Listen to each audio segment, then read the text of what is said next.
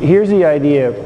There's a lot of exercises you can do on this that are going to translate over to your ability to do the med ball stuff. Now, when we talked about just the swing sequencing, right? We talked about there being a down part to your swing and an around part to your swing, and the down part has to happen first. Now, when you do it with weights, it's fairly obvious to you. You don't have to go super heavy. If I go from this position, and this is going to look familiar, I'm going to turn about 25, 40 or 50 degrees, almost a full shoulder turn. If I pull it down and then I turn, you see where the cord actually hits me? The cable hits me sort of in my belt. If I pull it down and then I turn. So that's the equivalent. How the cable comes into me is sort of similar to my angle of attack in my golf swing, right?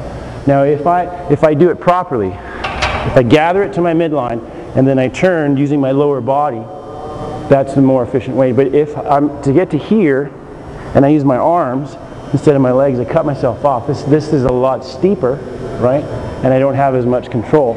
So what I'm going to do is I've got to gather it onto my midline, and my lower body actually allows me to turn through.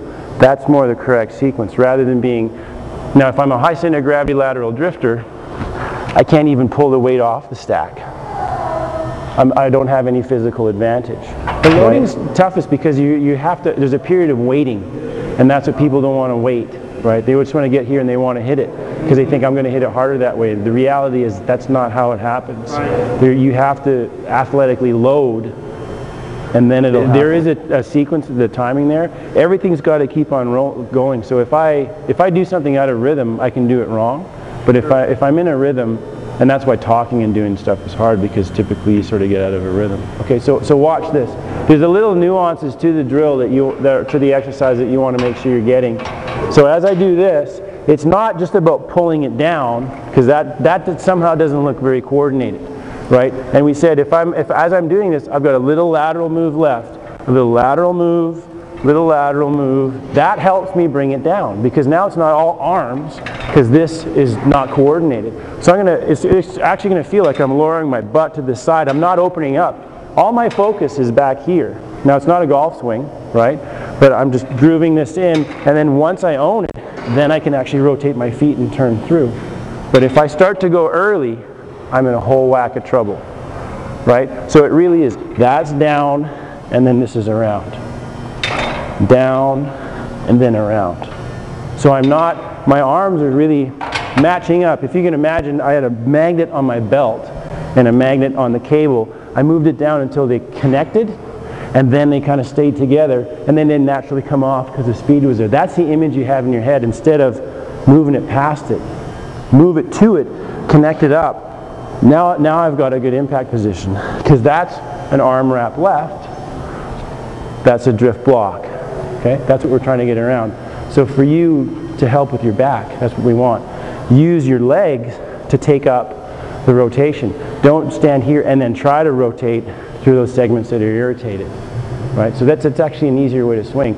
So now I can work on my back stability, and I can use my legs to rotate, because I got bigger muscles that will help me rotate in my legs than in my back, right? There's more physical advantage with the structure down here. So the theory is it's sort of like a key. The shaft's here, that's my spine. I'm going to use my legs to turn it. Then my arms are just relaxed, swinging on top. That's more the idea, rather than being this without that. And that's what you guys were this morning, is just throwing the ball more that way. Okay? That's the cable exercise. So down and then around. Okay? So let's go and try this with the ball. Okay? So I'm going to feel, we want to be able to feel that loading, and without turning. Because if I do this, and just to exaggerate it, if I make it twice as heavy, I can get this down and then turn. That's not a problem. But I can't do it wrong. I have no chance trying to rotate first. Okay? And you can try it just to experiment. Okay. The thing is, I guarantee I can't pull this thing. Well, when you actually, Yeah, you can pull it down straight. That's not too hard. But if you just try to rotate from there, yeah, well, that's not too bad. But if you actually try to, like, see, you won't even go to the weak pattern now because you have to be strong this way. If you just try to do this, turn from the upper body, you got no chance. Yeah.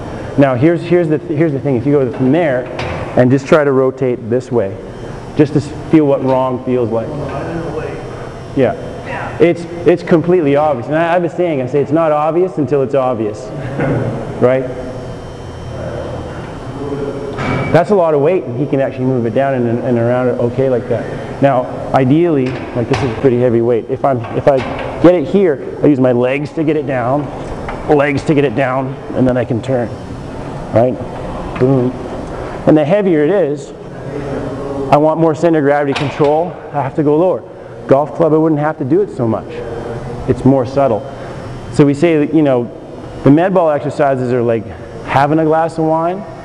The golf swing is more like just testing the nose. So just a subtle feel of that exercise. Okay?